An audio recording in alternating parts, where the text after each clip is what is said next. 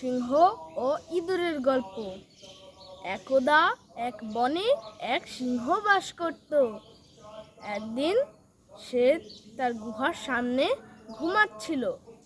হঠাৎ এক ইঁদুর ছানা খেলতে খেলতে তার পিঠের উপর উঠে পড়েছিল। পরে সে বিশাল রাগান্বিত হয়ে সেই ইঁদুরটিকে তার বিশাল থাবায় বন্দি করে নিল। পরে ইঁদুরটি তো আর্তনাদ করতে লাগলো, রাজামশাই, আমাকে ছেড়ে দিন, আমি এমন ভুল আর করব না, আমি আপনার একদিন অবশ্যই কাজে আসতে পারি। পরে সিংহটি খানিকটা হেসে বলল, তুই আবার আমার আর কি কাজে আসবি, যা, তোকে ছেড়েই দিলাম।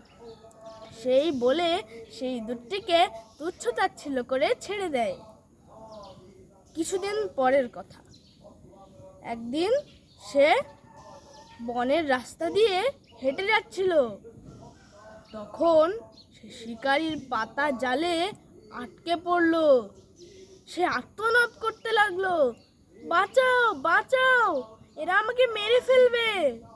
সেই বলে ইঁদুরটি দ্রুত চলে আসলো সিংহটির দিকে। ইঁদুরটি বলল, রাজামশাই, আমি আমার তীক্ষ্ণ ধারালো দাঁত দিয়ে আপনার এই জালটি অবশ্যই কেটে দিব। পরে সে কথা মতো কথা রাখলো এবং জালটিও কেটে দিল। সিংহটি মুক্ত হয়ে গেল। পরে তারা বন্ধু হয়ে গেল।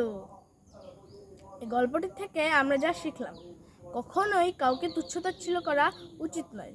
সে যতই ক্ষুদ্র হোক না কেন, সে একদিন না একদিন আমার কাজে অবশ্যই আসতে পারে। ধন্যবাদ।